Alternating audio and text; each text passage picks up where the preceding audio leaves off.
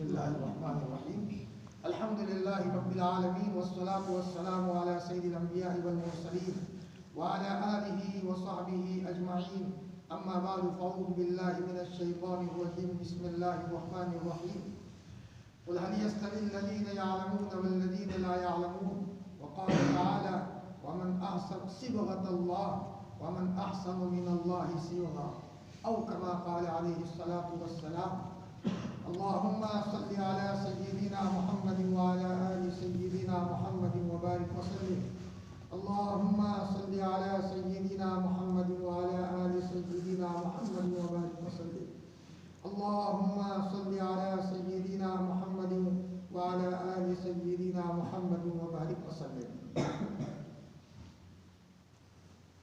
اللہ تعالیٰ قرآن مجید میں فرماتے ہیں کہ اپنے آپ کو اللہ کے رنگ میں رنگ دو۔ کسی کپڑے کو لال رنگ میں رنگا جائے، سفید کپڑے کو لال رنگ میں رنگا جائے تو ادھر کے دورے بھی لال ہو جاتے ہیں، ادھر کے دورے بھی لال، اوپر بھی لال، نیچے بھی لال، بیچ میں بھی لال۔ اللہ کے رنگ میں رنگنے کا مطلب یہ ہے کہ سر کے بالوں سے لے کر پاؤں کے ناخن تک اپنے آپ کو شریعت اور سنت میں رنگ دو۔ ہمارے بال شریعت کے خلاف ہیں، ابا کہیں ایسے کٹا، ابا آپ کی سب بات منظور ہے لیکن یہ بات سنت کے خلاف ہے، ہم نہیں کاٹیں، وہ آپ ماننے کی اجازت نہیں۔ لا طاعۃ لمخلوق فی معصیۃ الخالق، سمجھنا میری بات۔ کپڑے ہوں سنت کے مطابق،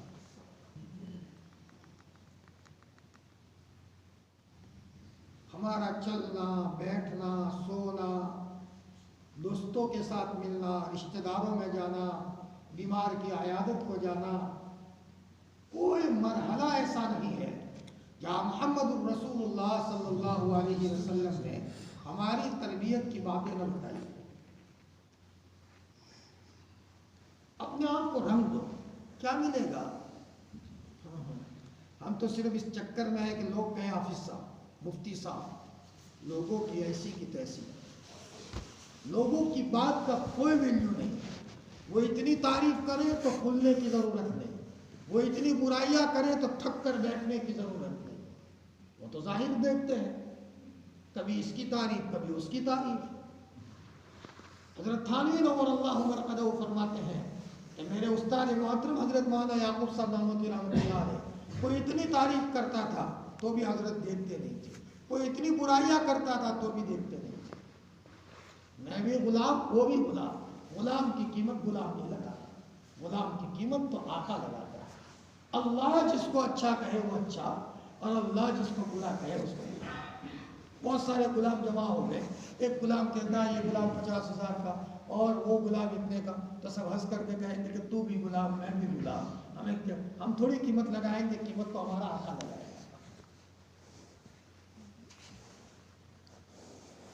اپنے آپ کو جب ہم اللہ کے رنگ میں رنگیں گے تو ملے گا کیا؟ اب دیکھو لوگ کتنی محنت کرتے ہیں، کرنی چاہیے، کمائے حلال کمائے، لیکن اللہ کے حکموں کو چھوڑ کر چلنے والا لاکھوں کروڑوں کی کمائی کرے، اس کی کمائی میں برکت نہیں ہے۔ یہ لکھا گیا تھوڑی سی کمائی میں برکت، تھوڑی سی زندگی میں برکت لینا چاہتے ہو، بہترین قسم کا نسخہ نبی کریم صلی اللہ علیہ وسلم نے فرمایا اور قرآن مجید کی آیت میں صاف ہے، اپنے آپ کو تقوی پر لے آؤ۔ مدرسے میں کیوں پڑھتے ہیں؟ تقوی کے لیے، طہارت کے لیے۔ قرآن کیوں پڑھتے ہیں؟ تقوی کے لیے۔ حضرت ابراہیم کا واقعہ سن کر میں بھی حضرت ابراہیم کی طرح تقوی لے آؤں، حضرت یوسف کا واقعہ سن کر کے میں تقوی پر لے آؤں۔ زلیخا پیچھے پڑی ہے لیکن حضرت یوسف علیہ السلام نے اللہ سے کہا اے میرے پیارے اللہ، جیل زیادہ مجھے پسند ہے اس چیز کے مقابلے میں جس کی طرف عورتیں مجھے دعوت دیتی ہے۔ تو کیا ملا؟ انہی حضرت یوسف علیہ السلام کو کتنی ساری پریشانیوں میں سے نکالا اور عزت کی چوٹیوں پر اللہ نے پہنچایا۔ اگر آج ہم یہ چاہتے ہیں کہ سارے حالات سے نکل کر میں اور میرا پورا گھرانہ عزت کی چوٹیوں پر پہنچے تو عزیز طلباؤ اور میرے بچوں، تم بھی محنت کرو اپنے آپ کو تقوی پر لانے کی۔ تقوی عقائد میں بھی ہے، عبادات میں بھی ہے، معاملات میں بھی ہے، معاشرت میں بھی ہے، اخلاق میں بھی ہے۔ تقویٰ، میری یہ نظر کبھی غیر محرم پر نہ پڑے، فائنل۔ آج تک جو ہو گئی غلطی اللہ تم مجھے معاف فرما، تو کیا ہوگا؟ جو ہی تم صلح کرو گے اللہ کی محبت کی نظریں آپ کی طرف ہو جائے گی۔ جب تک صلح نہیں کرو گے وہاں تک ہم خطرے میں۔ یاد رکھنا، طے کیا ہے غلط دیکھنے کا تو ہم خطرناک سگنل ہمارے لیے لگا ہوا ہے۔ جب تک ہم صلح نہیں کریں گے اللہ سے تب تک اللہ کے غضب سے ہم بچ نہیں سکتے۔ دہلی میں ایک نواب اپنی لڑکی کے ساتھ جنگل نکلا شکار کے لیے۔ دیکھو تقوی پر اللہ کی مدد کیسے آتی ہے۔ بہت سارے واقعات ایک سنا ہے۔ آندھی کا طوفان چلا، ادھر ادھر سب بکھر گئے، نواب ادھر چلا گیا، لڑکی جنگل میں پھنس گئی۔ جوان لڑکی ہے، خوبصورت ہے۔ اب اس نے دیکھا کہ جنگل میں پھنسی ہوں میں، کوئی پناہ مل جائے۔ ایک جھونپڑی دیکھی، وہاں دیوار بتی چل رہی تھی۔ اس نے کہا شاید کوئی مسافر ہے، میں رات کو وہاں پناہ دے دوں، صبح اپنے ابا کے بعد چلی جاؤں گی، بھائی وغیرہ لینے آ جائیں گے۔ دیکھا وہاں کمرے میں بیٹھ کے طالب علم کتاب کے مطالعے میں مشغول ہے۔ لڑکی نے دروازے سے جھانک کر کے کہا رات کو مجھے پناہ چاہیے، تم پناہ دو گے؟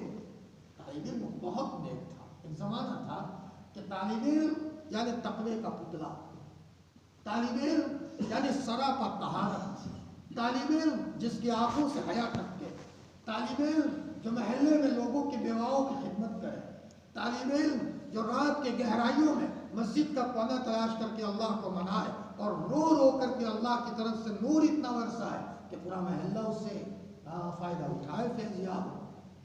طالب علم ہوتے تھے، مائیں بھی تصور کرتی تھی طالب علم نے اللہ کا ولی بنے۔ ہوا یہ کہ اس نے ایسے ہی کہہ دیا ٹھیک ہے ٹھہر جاؤ وہاں، لیکن وہ جواب بار بار اس کے دل میں گندے خیالات آ رہے ہیں، تو بار بار وہ اپنی انگلی کو موم بتی یا دیوا بتی جو بھی جل رہی تھی اس میں اپنی انگلی ڈال رہا ہے۔ ایک انگلی تکلیف ہو رہی ہے تو ذرا اپنے منہ سے اس کا آواز بھی نکال رہا ہے، پھر دوبارہ مطالعے میں لگتا ہے، پھر دوسری انگلی کو چلاتا ہے، پھر آواز ہوتی ہے، پھر اپنے اعتبار سے یہ پوری رات منظر ہوتا رہا۔ رات پوری ہو گئی، صبح کو اس لڑکی کے بھائی لوگ اسے لینے کے لیے آئے تلاش کرتے کرتے۔ اس نے لڑکی کو جب لے کر چلے تو اس نے کہا کہ طالب علم سے کہا یہ ماجرا مجھے سمجھ نہیں آیا کہ پوری رات تم اپنی انگلیوں کو جلاتے رہے اور تکلیف بھی ہوتی رہی، تو ماجرا کیا تھا؟ اس اللہ کے نیک بندے نے کہا میری بہن رات تم کمرے میں تھے، شیطان میرے دل میں گندا خیال ڈال رہا تھا، تو میں اپنے نفس کو پھسلا رہا تھا اور یہ کہہ رہا تھا کہ دیکھ اگر تو نے کسی کو غلط ہاتھ لگایا، تنہائی ہے لیکن پیدا کرنے والا اللہ دیکھ رہا ہے، اور جہنم کی آگ اس سے زیادہ خطرناک ہے۔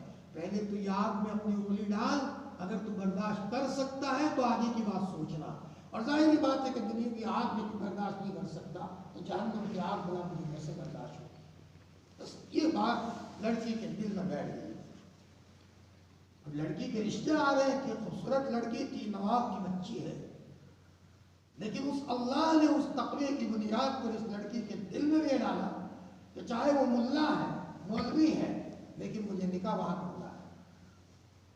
باپ نے کہا نکاح وہ رشتہ میں لایا اور مجھے منظور نہیں ہے، دوسرا رشتہ بتایا منظور، کہ کہاں فلاں لڑکے سے، تو ان کو شک ہوا اس بھائی وغیرہ کو کہ مانو نہ مانو اس رات میں غلط تعلق ان دونوں کا ہوا ہے۔ بہت غلط نیت کے ساتھ وہ لڑکی کا بھائی وغیرہ آئے وہاں، لیکن وہاں کے لوگوں کا ہجوم تھا۔ فرمایا کیا بات ہے کہ یہ صاحب ہے، ان کی انگلیوں میں سے مشک کی خوشبو آ رہی ہے۔ دیکھا وہی لڑکا، پوچھا کیا ماجرا ہے؟ فرمایا ماجرا یہ ہے کہ وہاں کمرے میں ایک لڑکی ٹھہری ہوئی تھی اور میں نے اپنے آپ کو اس سے بچایا ہے، میرے اللہ نے خوش ہو کر کے میری انگلیوں میں سے مشک کی خوشبو شروع کی ہے۔ فرمایا وہ آدمی سمجھ گیا کہ یہ تو اللہ کا نیک بندہ ہے، رشتہ وہی ہوا۔ ایک وقت وہ آیا کہ حکومت میں حکومت چلانے والے نواب کا وہ داماد بنا، حکومت میں بھی اس کا حصہ بنا، میرے عزیزوں صرف اس نے کیا کیا تھا، ایک ہی رات کا معاملہ تھا، گناہ کی شکل جب سامنے آئی ہے اس نے اپنے آپ کو بچایا، اللہ پاک نے کہاں تک تشائی تک اس کو پہنچایا۔ اگر ہم یہ چاہتے ہیں کہ ہر طرف سے فتوحات کا دروازہ ہو، موبائل دیکھ کر یہ مت سمجھو کہ ہم بچ گئے، بہت کھو دیا ہم نے۔ کیا کھو دیا؟ نماز میں دل لگتا ہے، وہ تو کسی اور کو مت پوچھو، اپنے کچھ پوچھو۔ تلاوت کا جی تمہیں ہوتا ہے، تمہیں کیا بتاؤں طلب والوں نے کیا سے کیا کیا ہے۔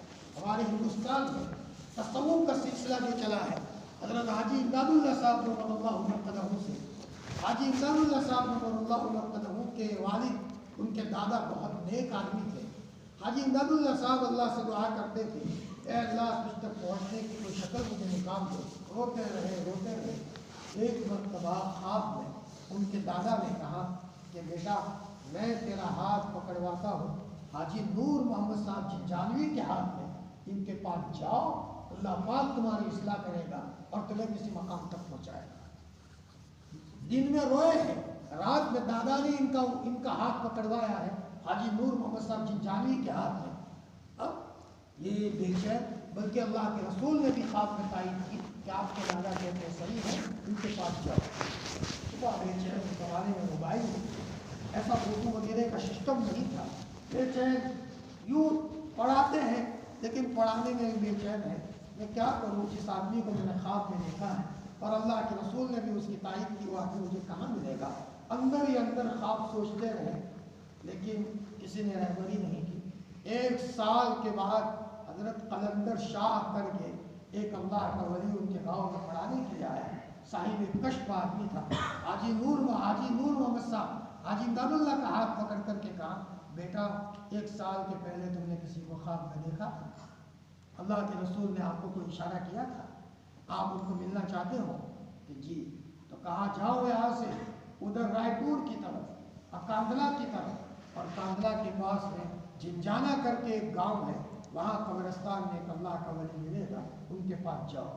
اللہ اکبر۔ 1 سال کے بعد مخلوق ملا، چلتے گئے وہاں، پوچھا کوئی ہے ایسا لائن کا آدمی کہ قبرستان میں ملیں گے؟ حاجی نور محمد صاحب کی ملاقات کے لیے قبرستان میں گئے جنجانہ، تو وہاں جوتیاں پڑی ہوئی تھی جی، تو جوتے دیکھ کر کے کہا کہ یہ جوتیاں تو میں نے 1 سال کے پہلے خواب میں دیکھی تھی، جوتیاں وہی ہے، انشاءاللہ جوتیاں والا آدمی بھی وہی ہوگا۔ اندر جا کر کے دیکھا تو حاجی نور محمد صاحب جنجانوی رحمۃ اللہ علیہ بیٹھے تھے۔ حاجی امداد اللہ کی طرف دیکھ کر کے کہا، بیٹا 1 سال پہلے ہم کو خواب میں دیکھتے ہو اور آتے ہو 1 سال کے بعد، کوئی بات نہیں بیٹا بیٹھ جاؤ۔ بٹھایا، اللہ اکبر۔ اور پھر حاجی امداد اللہ صاحب نے جب طے کیا تھا، اللہ پاک نے ایسی اصلاح فرمائی حاجی امداد اللہ صاحب رضی اللہ مرقدہ کی، یہاں تھانہ بون میں بیٹھے ہیں، دوستوں کے ساتھ بیٹھے ہیں، مریدین کے ساتھ بیٹھے ہیں، فرمایا ابھی میں آتا ہوں۔ تنہائی کے کمرے میں گئے اور 5 منٹ کے بعد پسینہ پسینہ ہو کر کے آئے۔ ان کا پائچہ اونچا ہے اور پاؤں میں جاگ ہے، کوئی دریا میں اترے تو جاگ ہوتی ہے، ٹھہر ہوتا ہے، وہ جاگ ہے۔ لوگوں نے پوچھا حضرت یہاں تو کوئی دریا تو نہیں ہے، یہ کائے کی جاگ ہے؟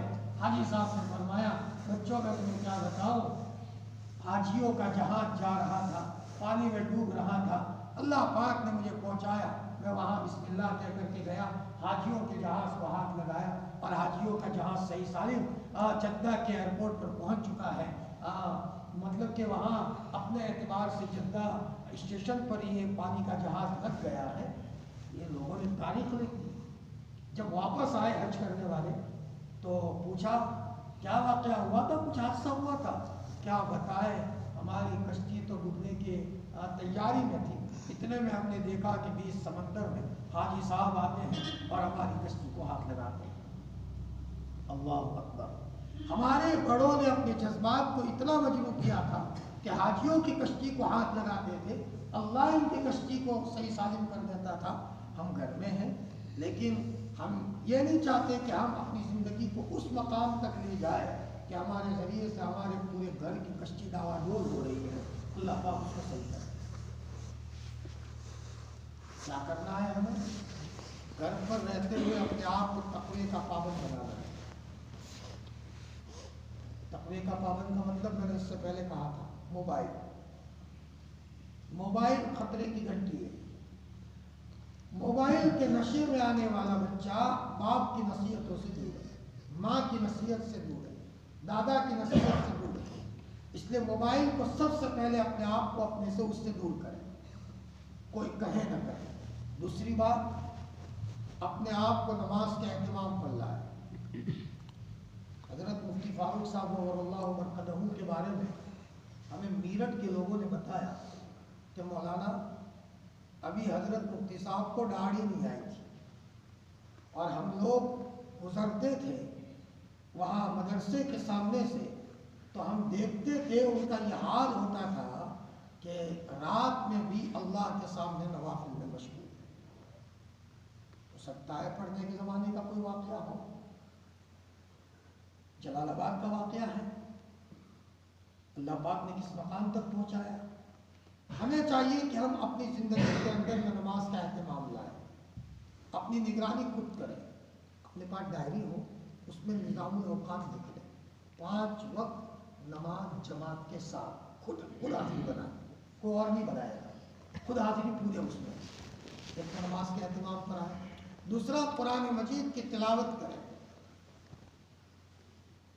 آج ہمارا معاملہ یہ ہے، حافظ قرآن بنے اور بس فضیلت مل جائے گی حافظ قرآن، لیکن قرآن کثرت سے پڑھنے کے نتیجے میں جو فرشتوں کی معیت ملتی ہے وہ نہیں ملے گی۔ اگر ہم یہ چاہتے ہیں کہ فرشتوں کی معیت ہمیں ملے اور فرشتے ہمارے پاس ہر وقت حاضر خدمت رہیں، آپ قرآن کی تلاوت کی کثرت شروع کر دیں۔ بادرگڑھ میں نے سنا تھا حضرت مفتی محمود صاحب نور اللہ مرقدہ دارالعلوم کے استاد سے حال یہ تھا ان کا، حضرت مفتی محمود صاحب نور اللہ مرقدہ کا، کسی نے پوچھا کہ دیوبند سے گنگو کا سفر کتنا ہے؟ حضرت نے فرمایا یہ تو پتہ نہیں ہے، جاتے ہوئے 15 پارے پڑھتا ہوں اور واپسی میں 15 پارے پڑھ لیتا ہوں۔ قرآن پڑھتے پڑھتے اللہ پاک نے اس مقام تک پہنچایا تھا کہ دیوبند میں حضرت نے کہہ رکھا تھا ہماری چھتہ مسجد میں اگر کبھی بلی کو دیکھو اسے مارنے کی اجازت نہیں، تمہیں کیا پتا وہ پاک جنات ہو، ہمارے پاس مسائل کو پوچھنے کے لیے آیا کرتے ہیں۔ ایک طالب علم وہ بلی کو دیکھ کر مارنے کے لیے پیچھے دوڑا، حضرت مفتی صاحب کے کمرے میں بلی گھس کر کے انسانی شکل میں بن کر اس نے اس طالب علم کو تماچا نصیب کیا۔ اس طالب علم نے حضرت سے شکایت کی، حضرت نے فرمایا ہم نے منع کیا ہے، ہمارے پاس آنے والی کوئی بلی کو کوئی نہ چھیڑے، تمہیں کیا پتا وہ پاک جنات ہو، ہمارے پاس کبھی کبھی ملاقات کے لیے وہ آیا کرتے ہیں۔ وہی مفتی صاحب چھتہ مسجد میں سوئے ہیں، سورت کا ایک طالب علم تھا، ولی صادق نام تھا ان کا، روزانہ جا کر کے حضرت کے پاؤں دبا لے۔ ایک مرتبہ فجر کی نماز پڑھے بغیر حضرت مفتی صاحب کے پاؤں دبانے لگے، وہ صاحب ہمارے رفقا میں سے تھے۔ حضرت مفتی صاحب سوئے ہیں، انہوں نے بغیر نماز کے ہاتھ لگایا۔ حضرت مفتی صاحب نے فرمایا کس منحوس نے ہاتھ لگایا؟ نماز نہیں پڑھی اس نے، ادھر نماز نہیں پڑھی، ہاتھ لگا، حضرت کو محسوس ہو گیا، نماز پڑھ گیا۔ اللہ والوں کو پتہ چل جاتا ہے۔ حضرت گنگوئی رحمۃ اللہ علیہ کا جنازہ ہے، ہماری طرح طالب علم تھے، پھر کسی مقام تک اللہ نے پہنچایا۔ تو ایک شیعہ کا آدمی اپنے آپ کو سنی بتا رہا ہے، بدعتی آدمی تھا، وہ یہ کہتا ہوا آ رہا ہے کہ حضرت کہاں ہے، حضرت کا انتقال ہو گیا، اپنے آپ کو غمگین ظاہر کرتا ہے، مجھے حضرت کے چہرے کی زیارت کرنی ہے۔ حضرت مولانا خلیل صاحب امبیڈوی نور اللہ مرقدہ حضرت شیخ کے شیخ موجود تھے، حضرت نے فرمایا خبردار اس کو قریب میں نہ آنے دے، وہ پاس میں نہ آئے۔ اس نے کہا حضرت یہ حضرت کا عاشق ہے، چہرے کی زیارت کرنا چاہتا ہے۔ آپ نے فرمایا منحوس آدمی ہے، اور یہ آدمی اپنے ہاتھ میں کیمیکل لگا کر کے آیا ہے تاکہ حضرت کے چہرے پر ہاتھ لگا دوں، چہرہ کالا پڑ جائے، اور میں کہتا بھی ہوں کہ دیکھو دیوبندیوں کا چہرہ مرنے کے بعد کالا ہو جاتا ہے۔ لوگوں نے تحقیق کی تو پتا چلا واقعی اس کے ہاتھ میں کیمیکل تھا۔ کس چیز کی بنیاد پر مولانا خلیل صاحب نے بتایا؟ ایک تقویٰ تھا۔ میرے عزیز بچوں، پڑھنے کے زمانے میں اس عمر میں اپنے آپ کو تقویٰ پر لاؤ، ابا کہے اور تقویٰ پر لاؤ، یہ بات نہیں، ہمیں اپنے اعتبار سے خود تقویٰ پر آنا ہے۔ تقوی پر آنے کے لیے سب سے پہلی چیز یہ ہے اپنے آپ کو موبائل سے بچاؤ، نماز کے کامل اہتمام پر آؤ۔ دیکھو اچھا لگتا ہے، ابھی کل میں ایک نانا کے پاس بیٹھا تھا، ایک بچے کا نانا تھا، اتنا چھوٹا سا نانا تھا، اتنا بچہ ہو ان کا نواسا جو ہے اتنا چھوٹا سا۔ نانا نے مجھے بتایا کہ صاحب میں آپ کو ایک چیز بتاؤ، میں نے بتاؤ کہ تم دیکھو کہ بچہ کھیلتا ہے، اذان کی آواز آئے اور تم دیکھنا۔ اچھا، اب دیکھا کئی بچوں کے بیچ میں بچہ کھیلتا ہے، اذان کی آواز آئی، اتنا چھوٹا سا بچہ وہ گلاس جس میں کھیل رہا تھا وہی چھوڑ کر کے وضو بنانا شروع کر دیا۔ مجھے اس کے نانا نے بتایا پوری رات اس کی ماں رات کو قرآن پڑھتی تھی، اس کے اثرات اس بچے پر دیکھو مولانا صاحب۔ کہا اچھا، اب وہ اس عمر سے یہ احساس نانا کو بھی اچھا لگ رہا ہے، اس عمر میں جب تم نیکی پر آؤ گے تمہارے ابا کا انداز آپ کے ساتھ بدل جائے گا۔ ابا کہیں گے بیٹا دعا کرنا، جیسے ماں باپ کی دعائیں اللہ اولاد کے حق میں قبول کرتا ہے، نیک اولاد کی دعائیں اللہ پاک اولاد کے اور ماں باپ کے حق میں قبول کرتے ہیں۔ اور علماء نے تو لکھا ہے ماں باپ کی دعائیں اپنے اولاد کے حق میں ایسی قبول ہوتی ہے جیسے نبی کی دعائیں اپنے امت کے حق میں۔ نماز کے اہتمام پر لاؤ۔ اللہ نے ہم کو ادائے صلاۃ کا کہا کہ اقامت صلاۃ کا کہا؟ بولو بولو بھائی، اقامت صلاۃ کس کو کہتے ہیں؟ اذان ہونے کے بعد فوراً اس کی تیاری شروع، آج سے یہ عمل شروع کرو، صرف نماز ہی پکڑ لو، انشاءاللہ نماز کے بعد تم دعا مانگنا شروع کرو، تم خود بدل جاؤ گے۔ دیکھو باپ پورے دن آپ کو پکڑے رکھے آپ نہیں بدلو گے، دادا پکڑے رکھے نہیں بدلو گے، اپنی ذات پر تم طے کرو۔ سب سے پہلے نماز اہتمام کے ساتھ پوری کی پوری نماز لاؤ۔ فجر کی 4 رکعتیں مکمل، آیا سمجھ میں؟ ظہر کی 12 رکعتیں ہیں پوری، عصر کی 8 رکعت پوری، عشاء کی 17 رکعت پوری، مغرب اوابین بہت ساری رکعتیں آپ پڑھ سکتے ہیں، لیکن کم از کم مغرب کی 3 رکعت فرض پڑھی، 2 سنت پڑھی، اس میں ہو سکتا ہے آپ سورہ واقعہ پڑھ لے آدھی آدھی، دوسری 2 رکعت میں الف لام میم سجدہ پڑھ لے آدھی آدھی، آیا سمجھ میں؟ اور اس کے بعد تیسری 2 رکعت ہے، اس کے اندر میں ہو سکے تو آپ 4 کل پڑھ لیں۔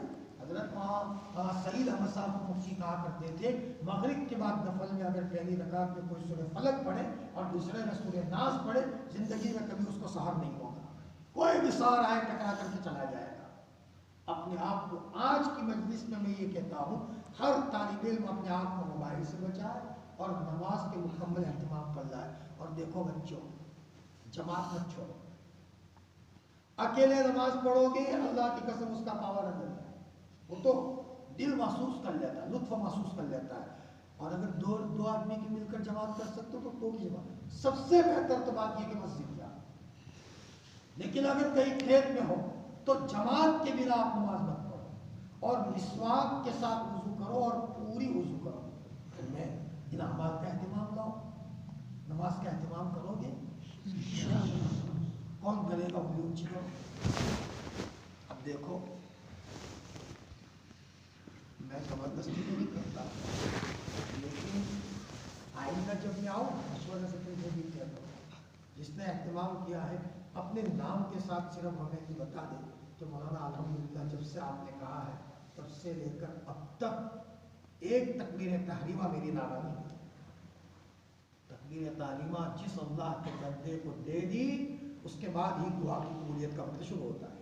40 دن تکبیر تحریمہ کے ساتھ تم دعا کرو، تم پھر ہاتھ اٹھاؤ گے آنکھوں میں سے دھڑا دھڑا آنسو بہنا شروع ہو جائے گا۔ حضرت شیخ الحدیث مولانا زکریا صاحب رحمۃ اللہ علیہ کی کتاب تو لوگ بہت پڑھتے ہیں، لیکن کسی نے معلوم نہیں کیا حضرت شیخ کی زندگی کیسی تھی۔ انہوں نے شیخ یونس صاحب کے بارے میں آج سے 45 سال پہلے کہہ دیا تھا کہ 40 سال کے بعد تمہاری نوعیت کیا ہوگی وہ دنیا دیکھ لے گی، یہ حضرت شیخ نے فرمایا تھا۔ حضرت شیخ الحدیث مولانا زکریا صاحب کو ان کے والد نے پہلے پابند بنایا اور بہت پابند بنایا، تو حضرت فرماتے ہیں میرے باپ کی سختی نہ ہوتی تو زکریا کا آج یہ حال نہ ہوتا، مجھ سے طرح بدماش کوئی نہیں تھا۔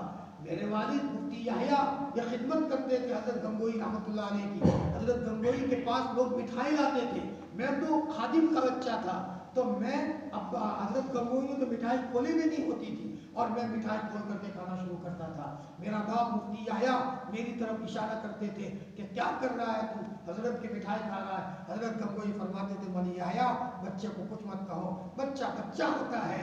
حضرت شیخ فرماتے ہیں میں بہت چٹورا پن تھا، لیٹوا تھا، حریص تھا، لیکن میرے والد ماجد کی تربیت کے نتیجے میں آج لوگ لاکھوں اور کروڑوں روپے دیتے ہیں. اللہ کی ناشکری کا ڈر نہ ہوتا تو روپیوں کو پھاڑ دینے کو جی چاہتا ہے. یا حضرت تھانوی حضرت شیخ الحدیث مولانا زکریا صاحب نے فرمایا ایک مرتبہ شیخ نور صاحب جون پوری کے پاس ہمارے ایک ملنے والے گئے تو حضرت نے بستر اونچا کیا اور کہا دیکھو بچوں جس دنیا سے ہم دور بھاگتے ہیں یہ دنیا ہمارے بستروں کے نیچے آ کر کے چھپ جاتی ہے. اللہ سے لینے کا راستہ یہ تلاش کرو، یہ نرالا راستہ ہے، عجیب راستہ ہے. لہذا میں آگے کچھ نہیں کہتا، زیادہ سبق بھی ایک لکھ کے پڑھو گے تو تم پھنس جاؤ گے. آج ایک سبق دیتا ہوں، اللہ کرے کہ لیکن دیکھو آگے میں بتاؤں جو زہر کھائے گا اس کو یہ دوا اثر نہیں کرے گی. صاف کہہ دوں گے موبائل دیکھتے ہو چاہے وقت کا سمجھانے والا وقت کا نبی آ جائے، اس زہر کے ہوتے ہوئے اس خوراک سے ہمیں فائدہ نہیں ہوگا. موبائل دیکھنے والے کو ہماری بات سمجھ نہیں آئے. ایک تو موبائل میں تو پرہیز کی چیزیں اس سے بچنا ہے، اور اگر رکھنا ہے تو میں نے اس سے پہلے کہا تھا حکیم اختر صاحب کے بیان سنو، ذکر کے تعلق سے کیا ذکر کیا ہے انہوں نے، اللہ اکبر، دل ہل جائے. عارف باللہ قاری صدیق صاحب بانوی رحمت اللہ علیہ، ان کا واقعہ سنا تاکہ آپ کو شوق ہو. ایک مرتبہ وہاں باندہ کے قریب جنگل میں سے آ رہے تھے، گنڈوں نے پکڑ لیا حضرت کی گاڑی اور گنڈوں نے پکڑ کر کے زبردستی پیسے نکالے. حضرت نے فرمایا بھائی مت لو مدرسے کے پیسے، ہم کچھ نہ جانے، ہم تو لے لیں گے پیسے. حضرت نے کچھ نہیں بولا، لے لو پھر جاؤ. حضرت ناراض ہو گئے، سب چور اندھے ہو گئے. حضرت تو مدرسے میں چلے آئے، حضرت کو کشف ہو گیا. طلبا کو کہا کہ جاؤ بیٹا جنگل میں کچھ لوگ ہوں گے اندھے ہو گئے ہوں گے اور وہ یوں کہتے ہوں گے ہتھوڑا والے بابا کے پاس لے چلو تو میرے پاس پکڑ کے لاؤ. بچے گئے اندھے ہو گئے سب اور کہہ رہے کوئی ہے ہم کو ہتھوڑا والے بابا کے پاس لے چلے. وہی قاری صدیق صاحب رحمۃ اللہ علیہ لے کر کے آئے. حضرت نے فرمایا معافی مانگو، آئندہ ہم فقیروں کو نہیں چھوڑو گے. نہ پوچھ ان کا پوچھوں کی ارادت ہو تو دیکھ ان کو یدے بیضا لیے بیٹھے ہیں اپنی آستینوں میں. قاضی صاحب یہاں تک کیسے پہنچے؟ حضرت فرماتے ہیں مسواک کے بغیر میں کوئی وضو نہیں کرتا، اس لیے 4 مسواک رکھتا ہوں. بھولنے والا آدمی ہوں، گھر الگ رکھتا ہوں، جھولے میں الگ رکھتا ہوں، یہاں میرے جیب میں الگ رکھتا ہوں، میرے دوسرے مدرسے میں الگ رکھتا ہوں تاکہ مسواک کے بغیر میری کوئی وضو نہ ہو. دیکھو آگے بڑھنا ہے. ایک عمل آپ کو بتا دیں، موبائل سے بچنا ہے، آپ سب خرافات سے بچ جاؤ. دوسرا کچھ بھی ہو جائے نماز کو جماعت کے ساتھ اہتمام کے ساتھ پڑھنا ہے. اور روزانہ ابھی کل ایک صاحب کا فون آیا کہ مولانا صاحب ایک غیر مسلم پیچھے پڑا ہوا ہے کہ 10 لاکھ روپے میرے فلاں آدمی نے دبائے ہیں، مولانا صاحب تم تعویذ دیتے ہو مجھے دوست کیوں نہیں دیتے؟ ان کا فون ہے مولانا صاحب کیا تعویذ دوں؟ میں نے کہا ان کو یوں کہو کہ وہ یوں کہے او مسلمانوں کے خدا قرآن تو نے اتارا ہے، میں اس کو مانتا ہوں، اگر یہ حق ہے تو میرا یہ کام بنا دو. عقیدت کے ساتھ وہ کہے گا اور وہ غیر مسلم عقیدت کے ساتھ کریں تو کام بن جاتا ہے. ابھی میں واقعہ سن رہا تھا زبیر ابن عوام کا انتقال ہوا تو قرض چھوڑا تھا، اپنے بیٹے عبداللہ کو بلایا بیٹا میرا انتقال ہو جائے، مینا میں 3 سال مسلسل جانا، اس زمانے میں موبائل تو تھا نہیں، اور یہ کہنا میرے باپ کا جس کے پاس قرض ہو میرے پاس آؤ مجھے بتاؤ میں قرض چکا دوں گا. اور بیٹا میں تو جا رہا ہوں دنیا سے، جب کوئی قرض کا تیرے دروازے پر آئے چپکے سے جا کر کے 2 رکعت وضو پڑھنا، وضو کر کے 2 رکعت اتنا کہنا او زبیر کے رب، او زبیر کے رب میرا باپ زبیر قرض کر کے گیا ہے ہمارے پاس پیسے نہیں ہے، بیٹا یاد رکھنا اللہ انتظام کرے گا. حضرت عبداللہ ابن زبیر نے داستانیں سنائی ہیں، بس اتنا کہنے کی بنیاد پر ان کے کام بن گئے. آج میں یہ کہتا ہوں کہ تم آج سے ایک لوگ کمپیوٹر سیکھتے سیکھتے سب سیکھنا چاہیے، لیکن اس سے پہلے ہمیں یہ سیکھنا چاہیے کمپیوٹر سیکھنے میں بھی جان ہمارا جو عمل پیدا کرائے گا، سود پیدا ہوگی. کیا آج سے بتاؤ تکبیر طیبہ ادا کرو گے تو تم پاور سے ہٹ رہے ہو، اپنے آپ کا وزن گھٹا رہے ہو. صرف ایک عمل آج تو اپنا ہو، تکبیر تحریمہ کے ساتھ اگلی مجلس تک سب نمازیں پڑھنی ہیں۔ کون پڑھے گا؟ بات تو ڈھیلے ڈھالے بولتے ہیں، دل میں یہ مقصد کہنے کے جو چھوٹ جائے، ایسا طے کرو پہاڑوں پر چڑھنا طے کرو، آیا سمجھ میں؟ ارادے کے ساتھ اللہ تم کو چڑھائے گا۔ تو دو عمل بتائے، ایک تو کس سے بچنا ہے، دوسرا تکبیر تحریمہ کے ساتھ 3 وقت کی نماز پڑھنی ہے، 5 وقت۔ اچھا اللہ آسان فرمائے۔